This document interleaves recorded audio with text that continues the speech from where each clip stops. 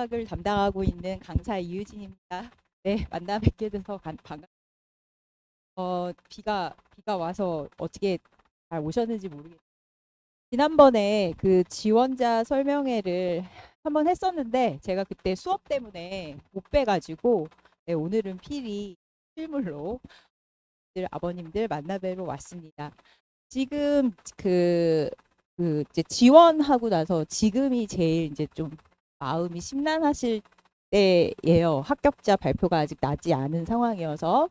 네, 일단은 이제 지원을 했으니까 학교에 대해서 궁금하신 점이 있으실 텐데요. 근데 그게 이제 뭐 그냥 홈페이지 같은 데서 이렇게 올라온 내용들은 그렇게 뭐 뻔한 내용들이고, 그다음에 무슨 이제 카페나 맘카페나 이런 데에 떠돌아다니는 내용들은 거의 카더라 통신인 경우가 많아서 제가 실제로 보잉고를 이제 6년 차 들어갑니다. 그래서 6년 동안 학생들을 가르치면서 있었던 일들, 그다음에 이제 어떤 일들이 벌어졌는지, 또 학교 분위기는 어떤지, 그리고 이제 자사고여서 좀 힘든 부분이 있을 수 있는데 또 좋은 부분, 그런 부분들이 어떤 것들이 이제 진행이 됐었는지 실제로 학생들하고 호흡을 같이 하면서 많이 말씀드릴 수 있는 부분들을 간단하게 좀 정리를 해드렸습니다. 일단은 이제 이게 제일 중요하죠. 그죠? 학교 시험이 이제 어떻게 출제되는지. 그러니까 다른 과목들은 다른 과목별 선생님들께서 소개를 해주실 거고요. 일단 통합과학, 그러니까 이제 그 지난번 설명회 때는 화학도 좀 약간 언급 드렸는데요. 이제 오늘은 통합과학 위주로 좀 주요하게 좀 설명을 드리겠습니다.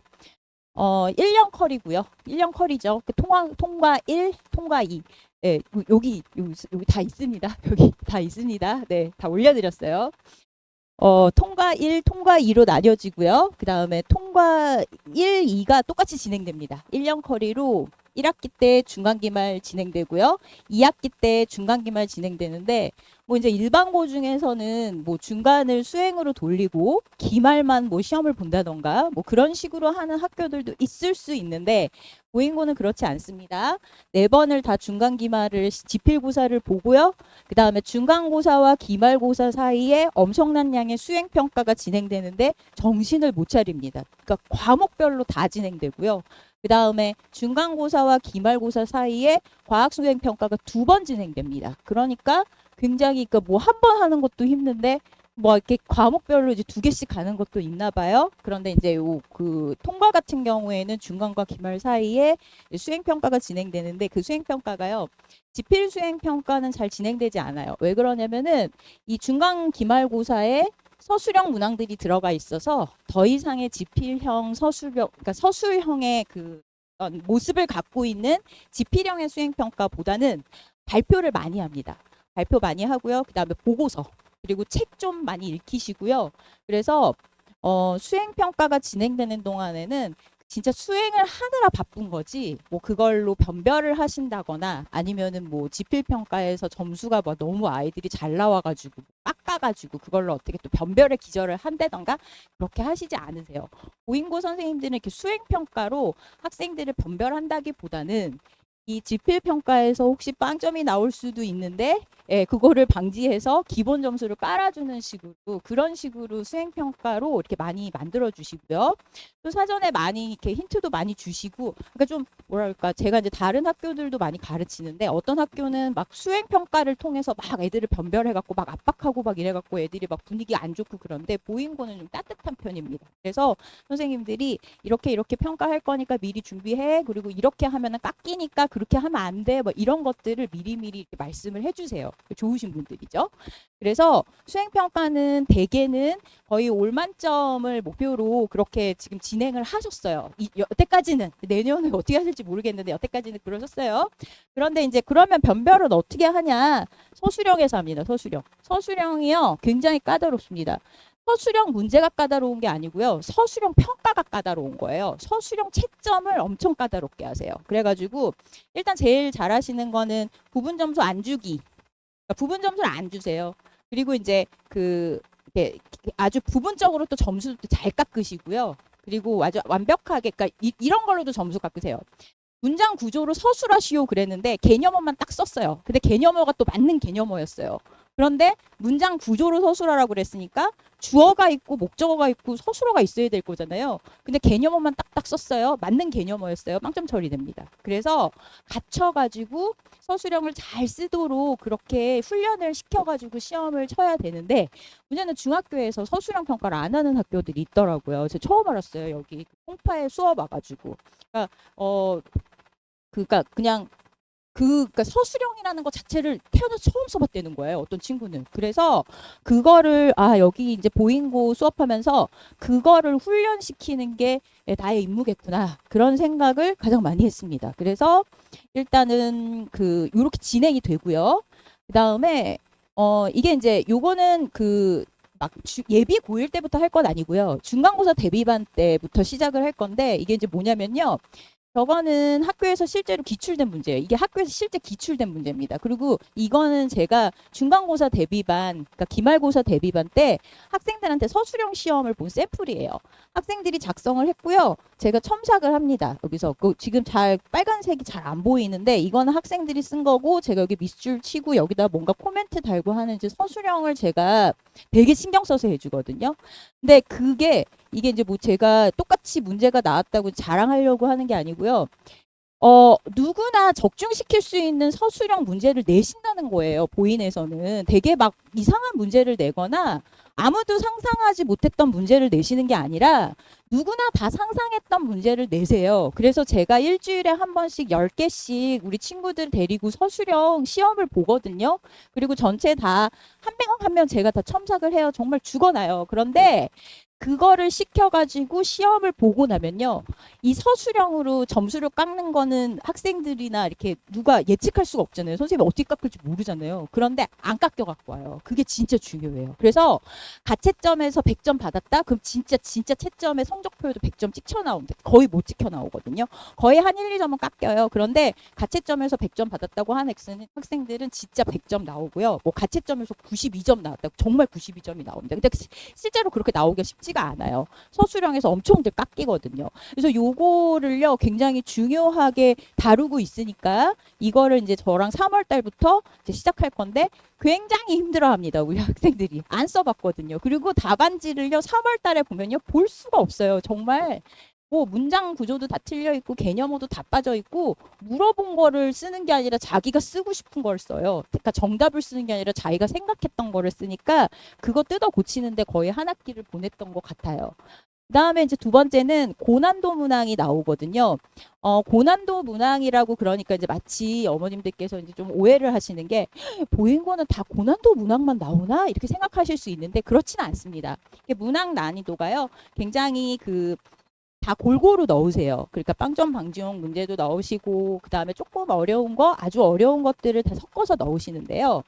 그러니까 3월 달에 딱 들어가면 이제 굉장히 긴장되잖아요. 첫 시험이기도 하고. 그런데 계속 제가 여태까지 보잉고를 맡은 그 기간 동안에 3월 달에 되게 어렵게 내시지는 않으세요. 3월 달은 아직 중학생이라는 생각을 가지고 계세요. 그래서 학교 적응 기간이라는 생각에 3월 달에 시험을 평이하게 내시기는 하세요. 서술형 막 깎고 그래갖고 점수가 좋지는 않아요. 시험은 어렵지 않았는데 학생들이 시험을 잘 못 봅니다. 그래서 일단 이제 4월 달에 보는 1학기 중간고사는 굉장히 좀 보편적으로 나올 만한 게 나왔다. 예측이 가능한 것들이 나왔다 하는데 이러면 이제 성적이 좀 좋게 나오는 경우가 이제 상위 그룹 같은 경우는 변별을 해야 되거든요. 그러면 기말고사 때 엄청나게 이제 난이도를 높여서 이제 내십니다. 근데 이게 난이도를 중간고사 때도 되게 어렵게 냈고 기말고사 때도 되게 어렵게 내면 아이들이 준비를 하잖아요. 이게 어렵다는 게 이제 인식이 돼서 중간고사 때 쉽게 되고 기말고사 때 분명히 어렵게 된다고 말씀을 하세요. 학교에서. 저도 얘기합니다. 기말고사 때 어렵게 나올 거야. 그래도 애들이 말 안 들어요. 4월 달에 쉽게 나온 거를 이미 한번 경험했으니까 이 정도밖에 안 나올 거야 하면서 공부를 되게 느슨하게 해요. 그리고 나서 기말고사 때 박살이 납니다. 그래서 1학기 기말고사 까지 토탈해서 중간 기말 합산 평균 내가지고 89점이 1등급이었어요. 그러니까 2025회. 그러니까 저는 90점 나올 거라고 생각했거든요. 왜냐면은 이제 학생들이 서술형을 이제 제가 이제 훈련을 시킨다고 시켰는데 잘 못 썼어요. 1학기 때가 끝날 때까지 아이들이 서술형 적응을 잘 못해요. 그래가지고 계속 훈련을 시켜서 보내지만 계속 그거에서 감점이 많이 일어났고요. 그래서 저는 90점을 맞출 거라고 생각했는데 애들이 못했어요. 그래서 중간고사 때 막 90점대 막 초반 받고 그 다음에 기말고사 때도 막 80점대 후반 이렇게 받은 아이들이 평균 해가지고 그래서 한 89점 정도. 그러니까 정확한 점수는 저도 모르는데 90이 안 된 상태에서 1등급 컷이 형성됐었습니다. 1학기 때는 그렇게 지나갔고요. 그 다음에 지금 2학기 때는 컷이 어떻게 형성되는지 지금 인재 시험 끝났거든요. 그래서 지금 이제 채점 과정 중에 있으실 텐데요.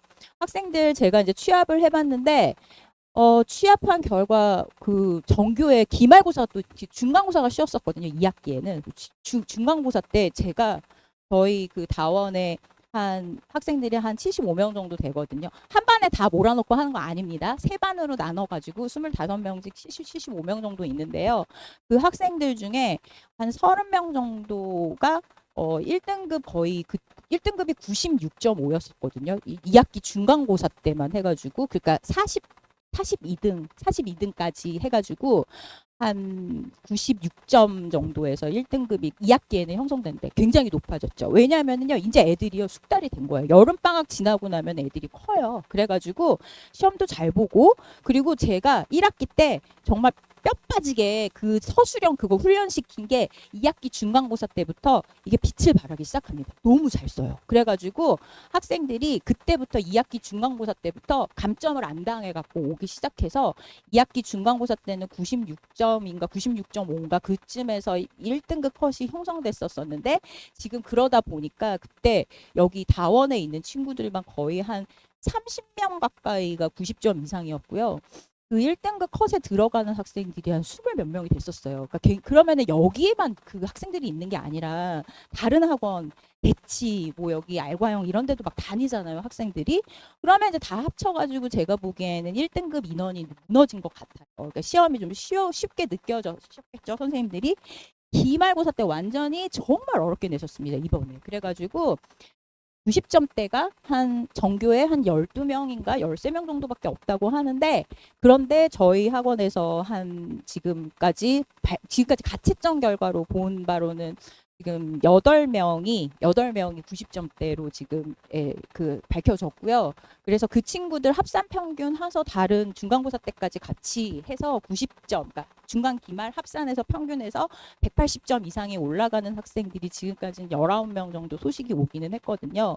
그러니까 대개 이제 제가 학생 수가 그 뭐 전교생을 다 가르치는 게 아니기 때문에 대략 한 20명 정도는 1등급을 제가 거의 맞추는 것 같습니다. 그래서 일단은 요런 것들 이거 지금 굉장히 어려운 유형들을 제가 훈련을 시켜가지고 그 2학기 기말고사 때 어렵다고 말씀드렸잖아요. 중간고사 때는 자신감을 주고 기말고사 때는 어렵게 됩니다. 그러니까 그게 정해진 건 아닌데 그랬어요, 계속. 그래서 기말고사 때 이런 식으로 어렵게 내는 문제 유형들이 나오고 기말고사 때 고난도 문제들도 잘 풀 수 있도록. 그러니까 두 가지로 종합할 수가 있는 거예요. 보인고는 서술형, 그 다음에 기말고사. 이 두 가지가 1등급을 이제 잡는 키워드라고 볼 수 있겠습니다. 그래서 약간 공부를 열심히 해야 돼요, 정말로. 자, 일단 과목별로 선생님들 특징을 좀 적어드렸는데 이제 사립학교다 보니까 선생님들이 많이는 안 바뀌시는데 3학년 라인업이었던 선생님이 1학년으로 내려오시는 경우가 있고 1학년 선생님이 2학년으로 올라가시는 경우가 있고 그래요. 그런데 2025년에 이 물리화학 생명지학으로 담당하셨던 선생님들의 특징입니다. 이게. 그런데 이제 물리 선생님 같은 경우에는 교과서와 부교재를 많이 사용하셨다. 그래서 설명을 교과서와 부교재에 충실하게 그렇게 이제 출제를 내셨는데요. 선생님 굉장히 좋으십니다. 물리를 담당하셨던 선생님이 과학으로 시작하시는 선생님이신데 되게 좋으신 게 제가 우리 친구들 프린트 만들어가지고 보내잖아요. 숙제 시키느라고. 그러면은 학교에서 같이 풀어주신대요.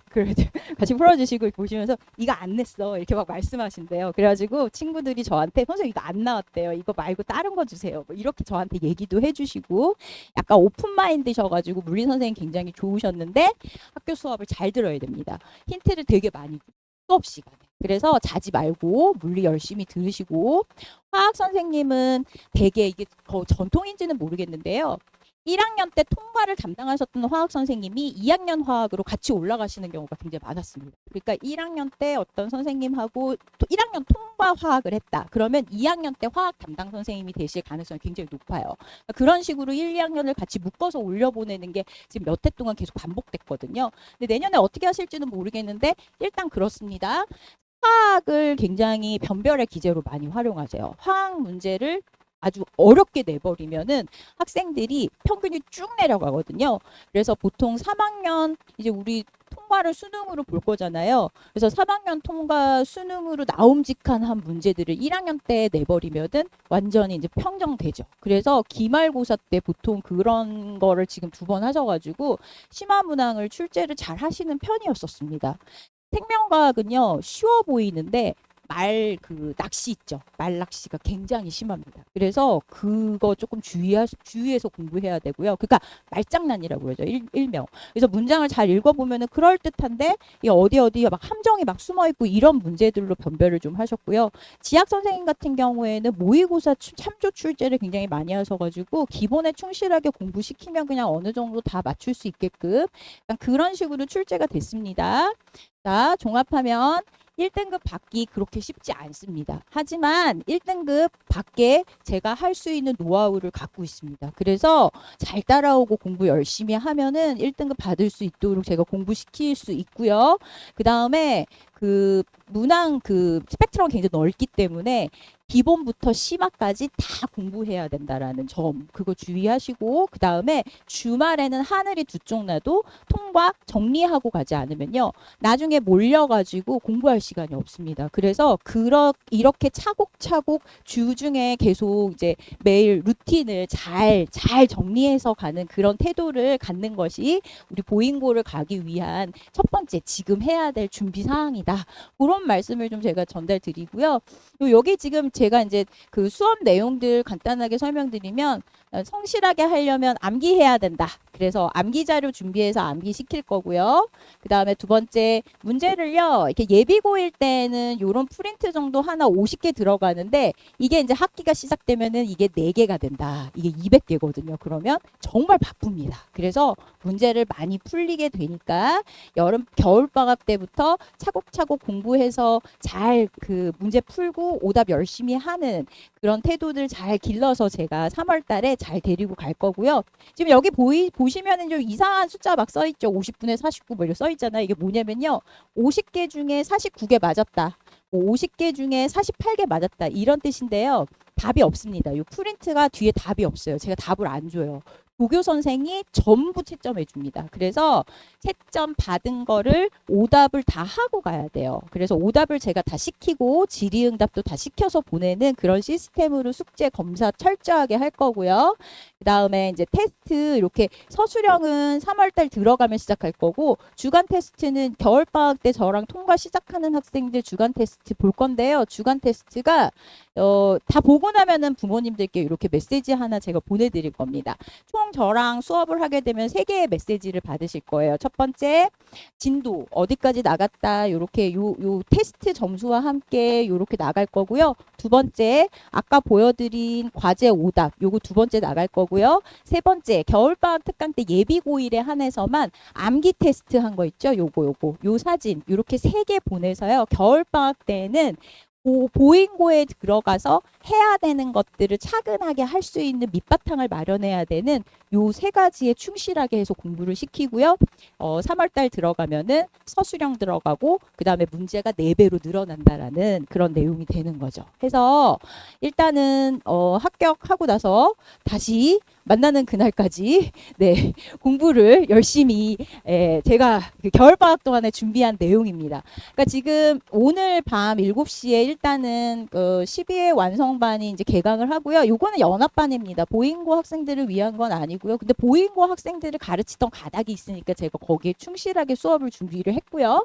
그 다음에 이제 3월부터 보잉고 전용으로 전환되는 일요일 아침반에다가 제가 1월 달에 먼저 예비 보잉고 학생들만 모아가지고 가르치려고 반을 하나 개설했습니다. 그래서 이거는요 빠르게 지나가는 거라서 한번 돌렸는데 중2 때 중1 때 한 번씩 돌렸는데 막 까먹고 다시 한번 빠르게 정리가 필요한 학생들을 위한 그런 수업입니다. 그리고 이제 물리화학하고 생명, 지학 4회씩 해가지고 평일 오전에 우리 친구들 리듬 깨지는 거 조금 제가 생각해서 아침반에다가 통과하면 이제 수학 가기 전에 공부하고 그 다음에 수학으로 넘어가는 스케줄이 된다고 하면은 아침잠 깨우는 수업으로 제가 좀 준비를 했습니다.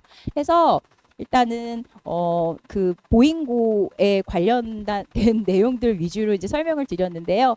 합격자 발표되고 3월 이제 중간고사 대비반에 만약에 오시게 되면은 그때 이제 출제 포인트라든가 아니면 어떤 문제가 출제됐었고 그때 그거는 이제 어떤 그 평균 점수와 1등급 컷이 어떻게 형성되었는지 자세하게 브리핑을 하는 시간을 갖도록 하겠습니다. 일단은 지원자 설명회니까 학교 분위기에 좀 맞춰가지고 제가 간단하게 설명드렸습니다.